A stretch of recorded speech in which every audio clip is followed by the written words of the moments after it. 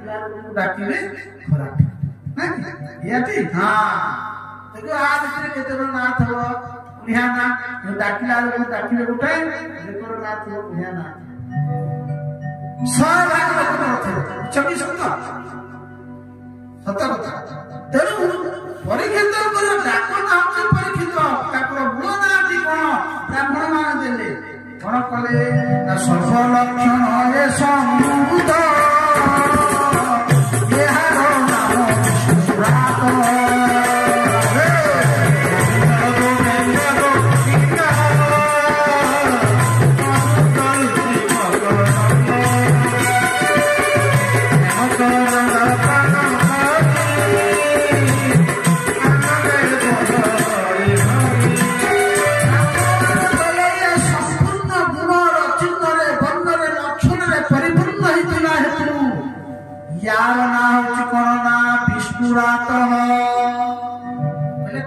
विष्णुनाथ ना ये मातार गर्भरे भगवान विष्णु द्वारा रक्षित भगवान विष्णु द्वारा रक्षा हेतु ब्रह्मस्त्र ये अशस्त्र कबलू तार नाला विष्णुनाथ अर्थात विष्णुना रक्षिता दत्त इति विष्णुनाथ आनंद करंद भगवान की ब्राह्मण माने नामकरण करे चली गले षष्ठ जयंती शुक्ल पक्षर चंद्रमा बढ़िला राजा परीक्षित बढ़ी गले समय आसिला भीमसेन अर्जुन गले कोटी ना द्वारिका गले द्वारिका जहा जहा सब हो गला प्रभास तीर्थर संपूर्ण जदुवंशी माने विनाश हो गए शेषरे बंशी गले किए से जदुवंशी संपूर्ण विनाश हो जने बंशी जदुवंश वंश भी भगवान वंश देखिए ना पद्मनाभ कृष्ण नातीर पुत्र पांडव वंश बचीगले किए से ना परीक्षित सब प्रभात बाटा पिटा मद्रपान कर मरीगले अर्जुन कौन कले ना लेकिन आसले क्या कृष्ण नाती की लेकिन आसे किए बुझिले जादव वंशे शेष थिला ब्रज जे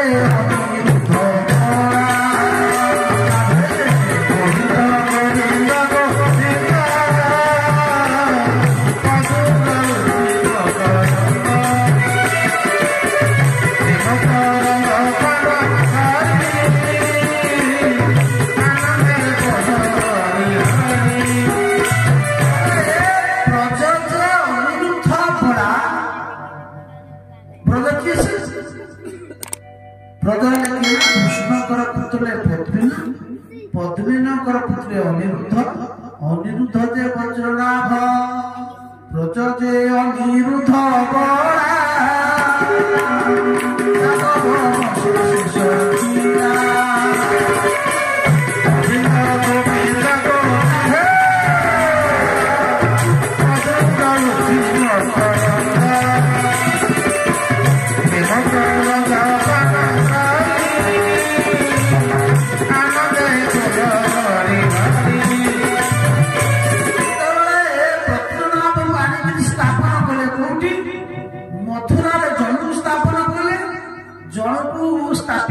इंद्रप्रस्थ जहाँ नाम दिल्ली ये दी जन को स्थापन कर बुझीपार तेणु जिते कौन ना अर्जुन जानवा अर्जुन फेरी आसिले कलिजुग आसीगला युधिष्ठिर विचार कले मत कि दिन रहा पड़ो ना कहीं विदुरक कथा आसला विदुर आसिले धृतराष्ट्र चलीगले कलिजुग आसना कलिजुग लक्षण मान देखा युधिष्ठिर जानवा पाइले कलिजुग आसला दिने जड़े व्यक्ति गोटे सुवर्ण कलश लेकिन आसिक दी जन भीतर झगड़ा चलला सी कौच कलश मोर सी कौच कलश मोर युधिष्ठिर पचारे कौन है ना आज्ञा ए व्यक्ति को किछि दिन तले गोटे जमी बिकी देइथि आ से जमी मु बिकी देइथि आ ଆଉ ପରବର୍ତ୍ତୀ ସମୟ ସେ ଜମିରେ ନିଅ ଖୋଳୁ ଖୋଳୁ ଘର ଖୋଳୁ ଖୋଳୁ ଗୋଟେ ସୁବର୍ଣ୍ଣର କଳସ ପାଇଲା। ଆଜ୍ଞା ସେ କଳସଟା ହଉଛି ମୋର। ମୋ ବାପାର ବାପା କିଏ କୃତି ଥିଲା, ମୁଁ ତ ଜମି ବିକିଥିଲି, ତେଣୁ ମୁଁ ତ କଳସ ବିକି ନଥିଲି, ତେଣୁ କଳସଟା ମୋର। ଏପଟେ କହୁଛି ଆଜ୍ଞା ଜମିଟାକୁ ସେ ମତେ ବିକିଛି, ଜମି ଭିତରେ ଯାହା ସବୁ ଅଛି ସବୁ ମୋର। ତୋ ଜମିରେ ଭୂତ ପିତା ହେଲେ ମତେ ଫେରିଦେବେ।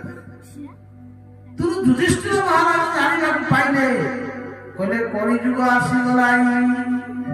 ଜଣେ ବ୍ରାହ୍ମଣ ପୂଜା ପାଠ କରିବା ଜାଗାରେ ସିଏ କଣ କରୁଛି ନା ବେପାର କରୁଛି।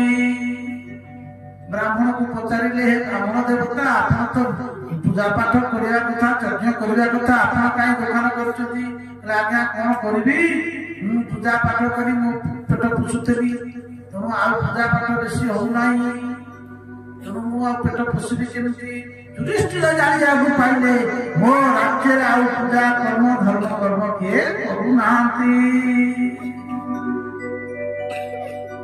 ଦିନେ ଜଣେ ବ୍ୟକ୍ତି କଣ କରୁଛି, ଚାଷୀ ଲଙ୍ଗଳ ନେଇକି ପ୍ରତିଦିନ ଯାଏ ଚାଷ କରେ, ଲଙ୍ଗଳ କିଆରେ ଫୋପାଡ଼ି ଦେଇ ଆସେ। ଆଜି କଣ କରୁଛି, ଲଙ୍ଗଳ ତା ଦେହରେ ପକେଇକି ଯାଉଛି।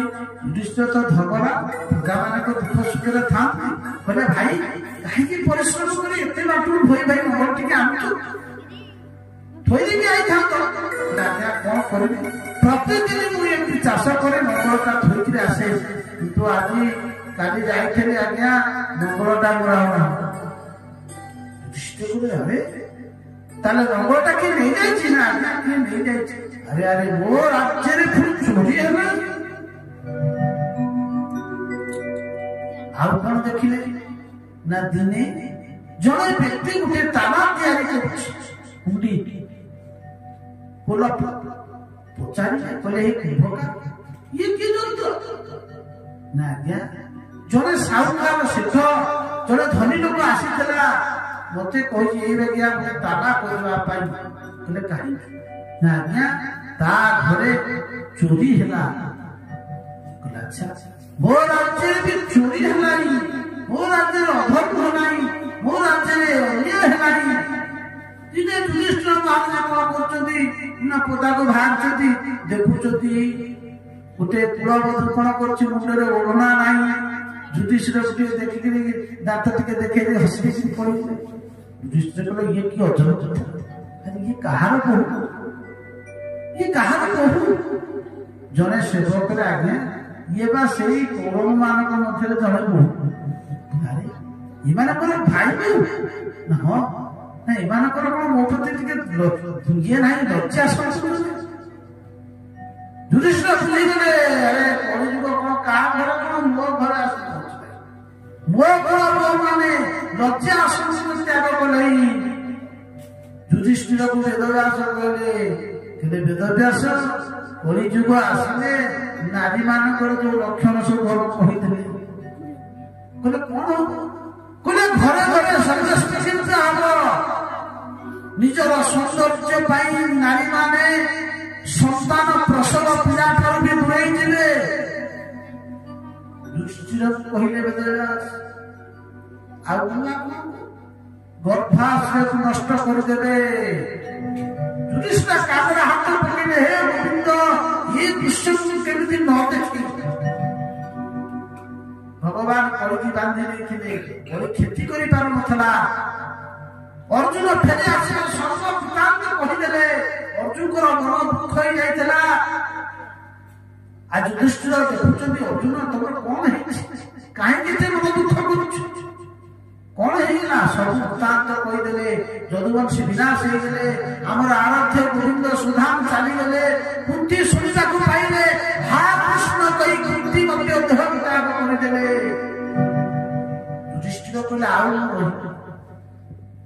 ତୁରନ୍ତ ରାଜାରାଣୀ ପରୀକ୍ଷିତକୁ ଡାକିଲେ, ହେ ପରୀକ୍ଷିତ ତୁମେ ଛୋଟ ବାଳକ, ଆମେ ଏ ସଂସାରରେ ରହିବୁ, ତୁମକୁ ରାଜଗଦିରେ ଆଜି ବସେଇବୁ। ପରୀକ୍ଷିତ ହାତ ଯୋଡ଼ି କହିଲେ, ଜେଜେ ମୁଁ ଛୋଟ ଅବୋଧ ଅଜ୍ଞାନୀ ବାଳକ, ମୁଁ କଣ ରାଜଗଦିରେ ବସିବି? ପରୀକ୍ଷିତକୁ ଧମକେଇଲେ, ନା ତୁମେ ଚକ୍ରବର୍ତ୍ତୀ ସମ୍ରାଟ, ତୁମକୁ ରାଜ୍ୟ ସମ୍ଭାଳିବାକୁ ପଡିବ। ପରୀକ୍ଷିତକୁ କଣ କଲେ ନା ରାଜ୍ୟ ଅଭିଷେକ କରିଦେଲେ ସେଇ ଦିନ। ଇଏ 15 ଅଧ୍ୟାୟ ପ୍ରଥମ ଶ୍ଲୋକରେ ଆଜି ପରୀକ୍ଷିତକୁ ରାଜ ସିଂହାସନରେ ବସେଇ ଦେଲେ। ଆଜି କଣ କଲେ ନା ପାଣ୍ଡବମାନେ ମହାପ୍ରସ୍ଥାନ କରୁଛନ୍ତି ସ୍ୱର୍ଗକୁ। କହିଲେ ପଞ୍ଚଦଶରେ ଯୁଧିଷ୍ଠିର আগম দেখি গোবিন্দ গোবিন্দ গোবিন্দ গোবিন্দ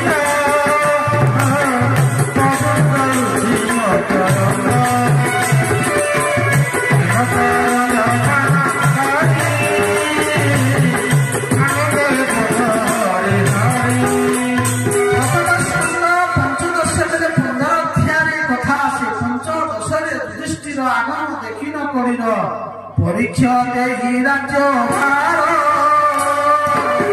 স্বর্গে চলিলে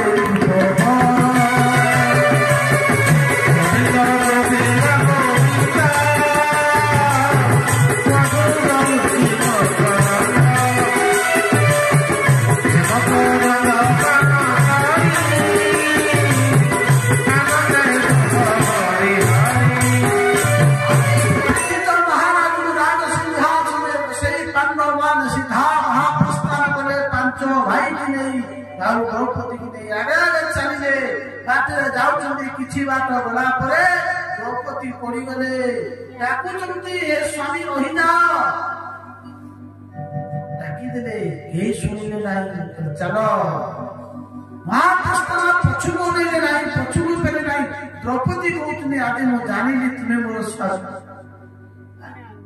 डाकिले हे गोविंद भगवान को डाकिले द्रौपदी बाटे रही गले आगे किसी बात जाऊँगी बाटे पड़ी गले सहदेव पचारे युधिष्ठिर भाई भीम पचारे भाई युधिष्ठिर सहदेव पड़ी गले द्रौपदी पड़ीगला पचारे द्रौपदी कहले मु पाप कली जहाँकि मत रास्ता मत रही युधिष्ठिर कहले द्रौपदी तुम्हें भेदभाव सृष्टि कर 5 जन भाई की तुम्हें विवाह किंतु मनरे तुमर द्रौपदी तुमर बेसी अर्जुन को प्रति बेसी भाव थिला सेति पई तुम्हें रही गला बाटे सहदेव को पचारे जितले पड़ी गले विभीषण पचारे भाई सहदेव पड़ी गले बोले आगे चलो कहले कौन पाप करथिला सहदेव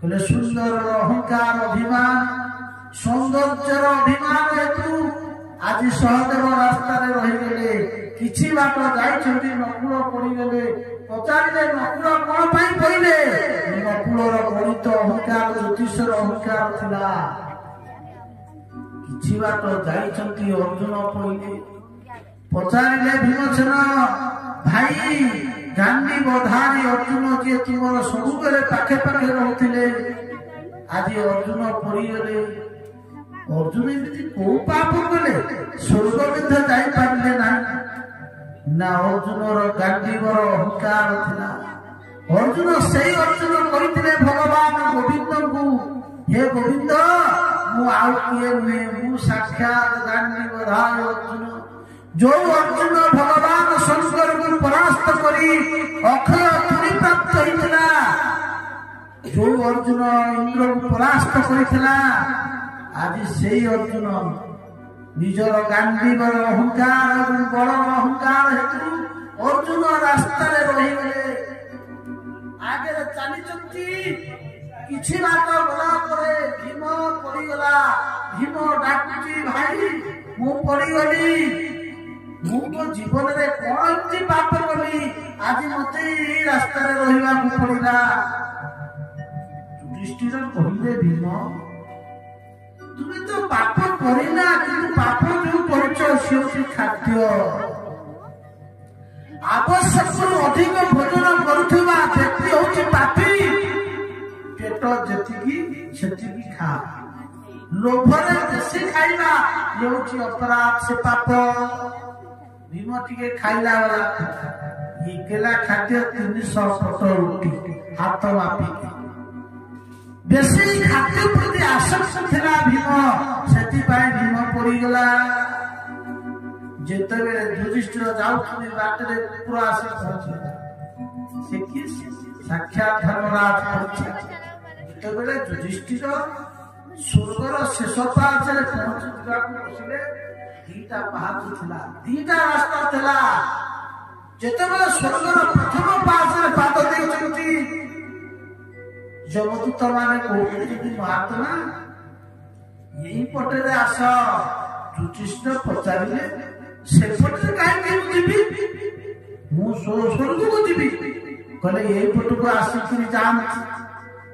କହିଲେ କାହିଁକି ନା ତୁମେ ଟିକେ ପାପ କରିଛ। ନା ମୋ ଜୀବନ କାଳ ଭିତରେ ମୁଁ କିଛି ପାପ କରିନାହିଁ ଜ୍ଞାତ ଅଜ୍ଞାତରେ। ଯମରାଜ କହିଲେ ତୁମେ ତ ଲେଖା ହେଇଛି ତମ ଶାସ୍ତ୍ରରେ ତୁମେ ପାପ କରିଛ। କହିଲେ ମୁଁ ପାପ କରିଛି ନା ହଁ। ପଚାରିଲେ ଚିତ୍ରଗୁପ୍ତ ଫୁଲ ଯୁଧିଷ୍ଠିରଙ୍କର ତାଙ୍କର ଡାଇରୀ ଟିକେ ଫୁଲ। ଯୁଧିଷ୍ଠିର ଡାଇରୀ ଖୋଲି ଦେଖିଦେଲେ। କହିଲେ ଦେଖ ଯୁଧିଷ୍ଠିର ତୁମେ ତ ପାପ କରିଛ ଏଠି ଲେଖା ହେଇଛି। କହିଲେ ମୁଁ କଣ ପାପ କଲି ନା ତୁମେ ମିଛ କହିଛ। କହିଲେ ମୁଁ ମିଛ କହିଛି ନା ହଁ। ନା ମୋ ଜୀବନ କାଳ ଭିତରେ ମୁଁ ମିଛ କହି ନାହିଁ। ଆଉ ମୁଁ କେମିତି ମିଛ କହିଲି ନା ତୁମର ତ ଲେଖା ଯାଇଛି ତୁମେ ଗୋଟିଏ ମିଛ କହିଛ। ନା କଣ ସେ ମିଛ ନା ତୁମେ ମିଛ କହିଛ। ତୁମେ କହିଛ ଅସସ୍ତମା ହତ ନରବା ବଞ୍ଜର। ଏଇ କଥା ନା ଆରେ ମୁଁ କଣ କହିଛି ଏ କଥା। ଆରେ ତୁମେ ତାର କହିଲା କିଏ ସେ। କହିଲା ତୁମକୁ ଯିଏ ଇଏ ଯମରାଜ ପୋଷ୍ଟରେ ବସେଇଛି ସିଏ କହିଲା। ଗୋବିନ୍ଦ କହିଲେ ମୁଁ କହିଦେବି। ପଚାରିଲେ ଯୁଧିଷ୍ଠିର ଗୋବିନ୍ଦକୁ ସ୍ମରଣ କଲେ। ଭଗବାନ ଗୋବିନ୍ଦ କୃଷ୍ଣ ଆସି ପହଞ୍ଚିଲେ। କହିଲେ ଭାଇ ମତେ କାହିଁକି ସ୍ମରଣ କଲ। ଯୁଧିଷ୍ଠିର ପଚାରିଲେ କୃଷ୍ଣ ମୋ ଜୀବନ କାଳ ମଧ୍ୟରେ ମୁଁ ପାପ କରି ନାହିଁ ମିଛ କହି ନାହିଁ କିନ୍ତୁ ମୁଁ ମିଛ କହିଛି ବୋଲି ଲେଖାଯାଇଛି।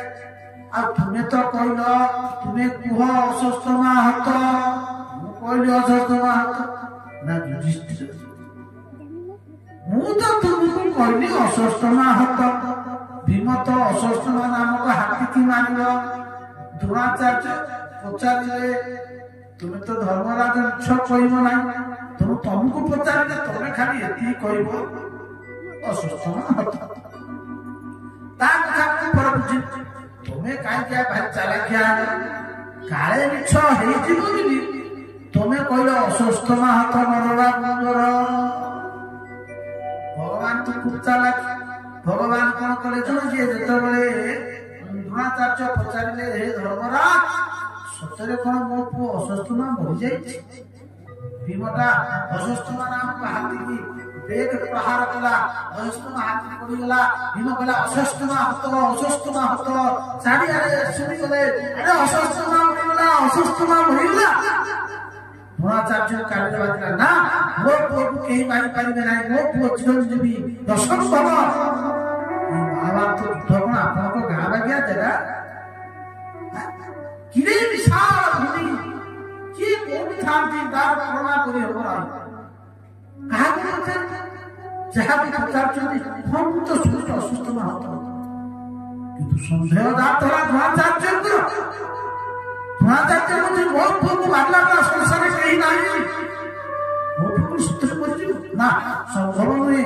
କାହାକୁ ପଚାରିଲେ ଆସିଲେ ପଚାରିଲେ କହିଲେ ଯୁଧିଷ୍ଠିର ସତ୍ୟବାଦୀ ଧର୍ମରାଜ। ଯୁଧିଷ୍ଠିର କହିଲେ ହେ ଯୁଧିଷ୍ଠିର ତୁମେ ଧର୍ମରାଜ ସତରେ କୁହ ମୋ ପୁଅ ଅସସ୍ତମା କଣ ମରିବ।